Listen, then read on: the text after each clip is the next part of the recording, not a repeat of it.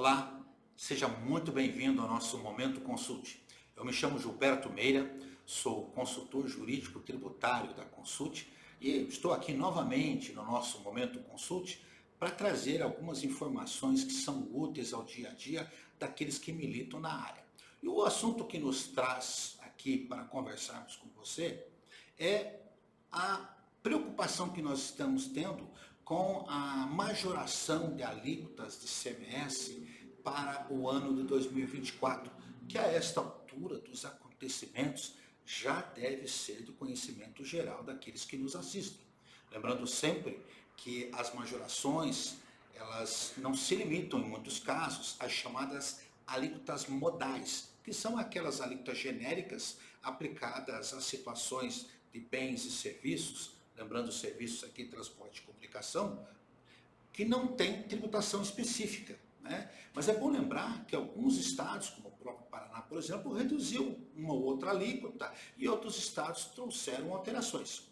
E o nosso objetivo hoje, desse encontro, desse bate-papo, é chamar atenção para algumas peculiaridades com relação à contagem do prazo que deve se levar em consideração quando essa situação ocorre.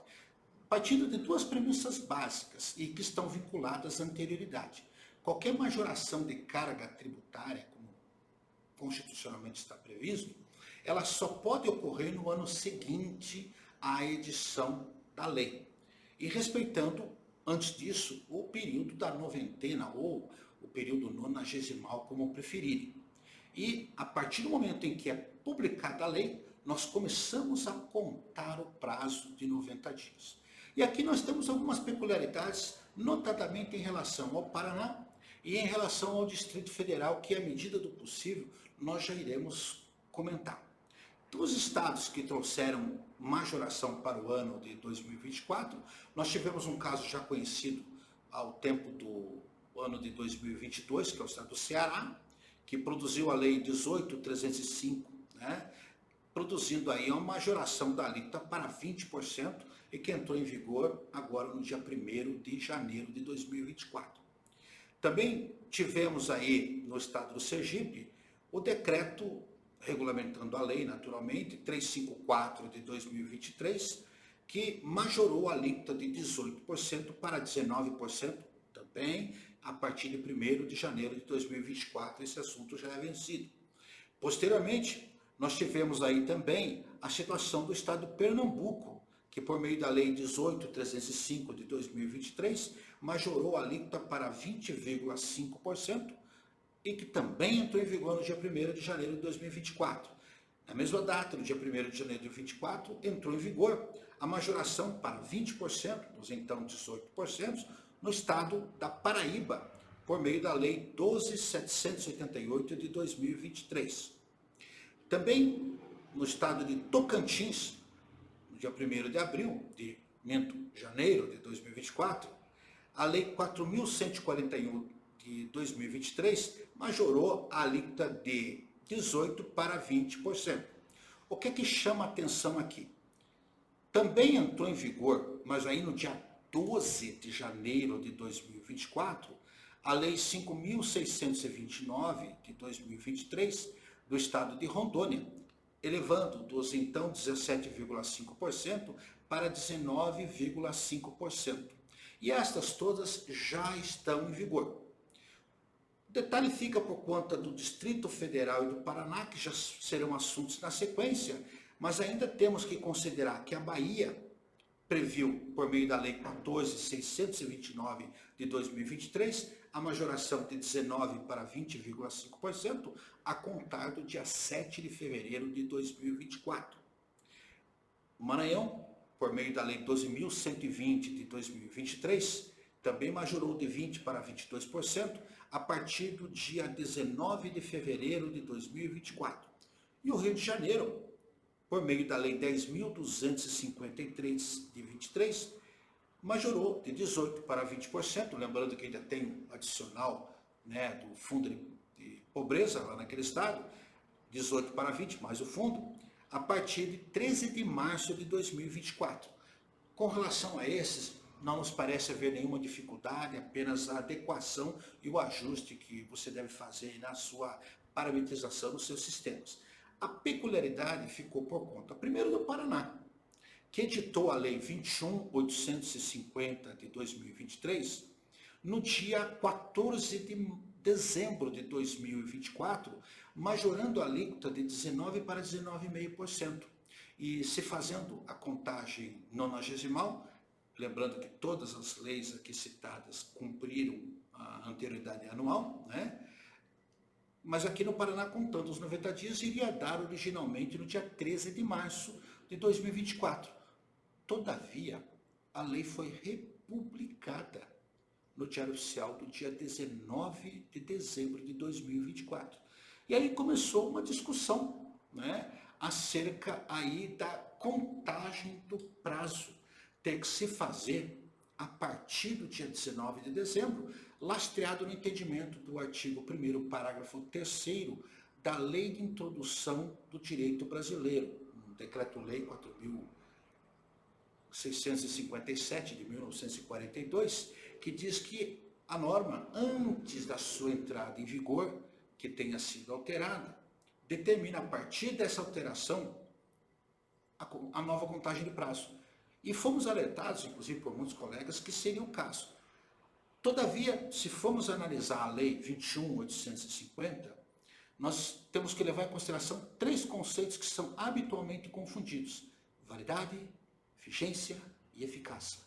Embora falemos em vigência, efetivamente nós estamos falando em eficácia, quando efetivamente a alíquota será majorada.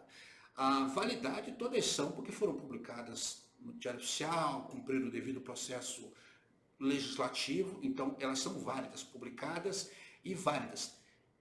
E a Lei 21.850, ela já entrou em vigor no dia 14 de dezembro. Aliás, segundo a Lei de Introdução ao Direito Brasileiro, né, a rigor, tecnicamente, a lei sempre é contada junto também com o artigo 9º da Lei Complementar 95 de 98, sempre excluindo-se o dia da publicação a partir do dia seguinte. Então, quer contar um prazo de vacatio legis, né, os 90 dias, pega a data do Diário Oficial, a partir do dia seguinte você conta os 90 dias e encerra no último dia, quando então efetivamente entra em vigor.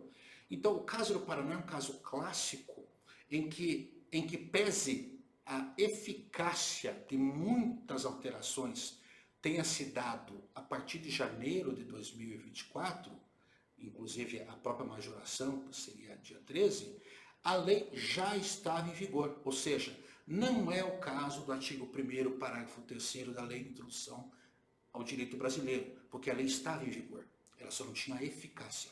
Ou seja, o prazo é dia 13 de março de 2024 para a majoração no Paraná, e é bem provável que o Estado do Paraná edite um boletim informativo esclarecendo esses detalhes. E por que isso chama a atenção? O Distrito Federal recentemente também produziu uma curiosidade a partir da edição da Lei 7.326 de 2023, quando majorou de 18% para 20%, e a lei foi publicada, né, no Diário Oficial, efetivamente, do dia 20 de dezembro, 20 de outubro de 2023.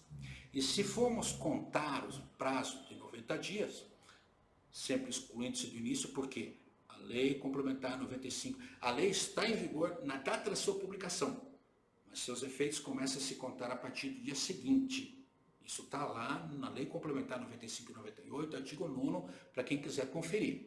Então, se formos contar, o dia 21 de janeiro cai num domingo. E aí nós entramos num dilema, né, de Sofia aqui, que nos faz questionar. Enfim, a lei pode entrar em vigor no dia 21 de janeiro, sendo que dia 21 é um domingo?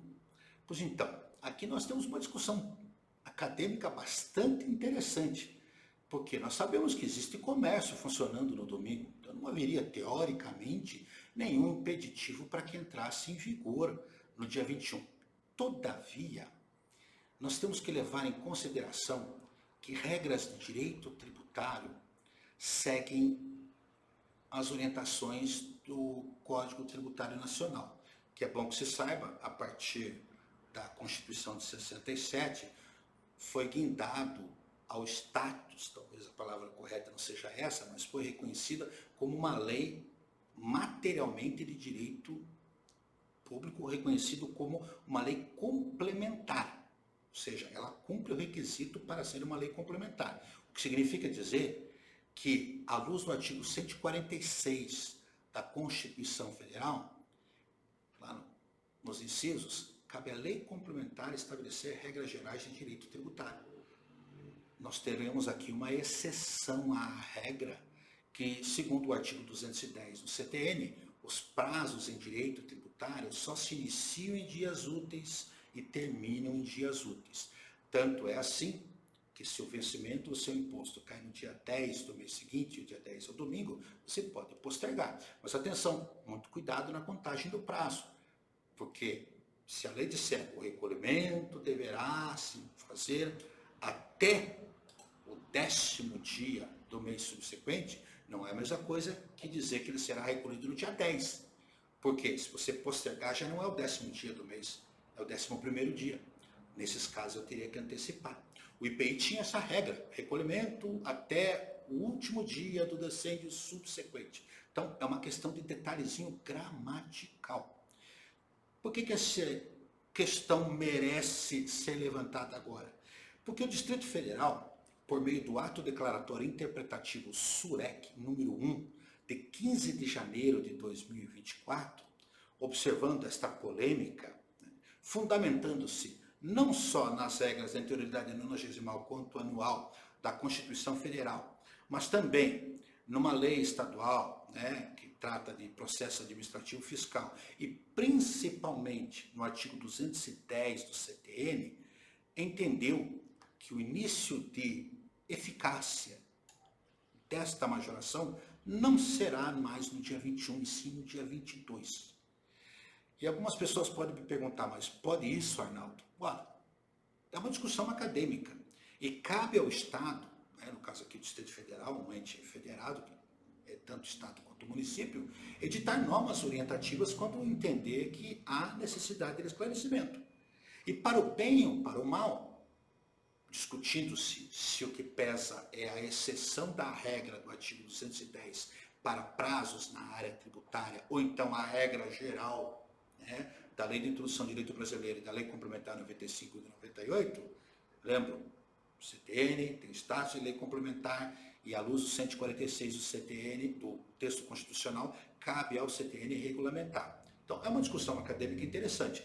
Mas o Estado, no caso aqui o Distrito Federal, exerceu, por meio deste ato declaratório, o direito de interpretar que vai entrar em vigor no dia 22 e não no dia 21. Aqui eu chamo a atenção para um princípio típico da administração pública que muita gente nunca ouviu falar. Hoje, um dos maiores autores do Brasil é a ministra Regina Helena Costa, também o professor Sacha Calmon Navarro Coelho, que é o princípio da praticabilidade ou praticidade, que é lastreado no princípio segundo o qual, exercendo a discricionariedade, lá no artigo 37 da Constituição, o Estado pode lançar mão de certos recursos para usar aquilo que for mais adequado à sua tratativa de arrecadação. O Estado, sabendo que isso poderia polemizar, exerceu, fez uso do direito da praticabilidade e entendeu, para o bem ou para o mal, que é dia 20. Inclusive, lá no nosso campo de notícias, lá na página da consulta, ainda está dia 21, nós já vamos lá ajustar que, por meio deste ato declaratório, o prazo de vigência, na realidade, e eficácia, por assim dizer, é a partir do dia 22. Fica aqui o recado, Quem sabe essas dicas tenham ajudado você, mas tome cuidado na contagem de prazos, 90 dias, lembrando, inclusive, que o ano de 2024 é um ano bissexto, Então, temos o dia 29 de fevereiro aí, e aí muitas vezes você calcula pensando que fevereiro tem 28 dias, acaba errando num dia. Aqui no meu caso. Fica aqui o nosso bate-papo, quem sabe para a próxima nós trouxemos aí mais algum assunto que nós possamos discutir e fica à disposição para aqueles que quiserem divulgar, trazer informações, dar o linkzinho aí embaixo e fazer sugestões como essa que chegou aí para o nosso e-mail para próximas oportunidades, ok? Até a próxima!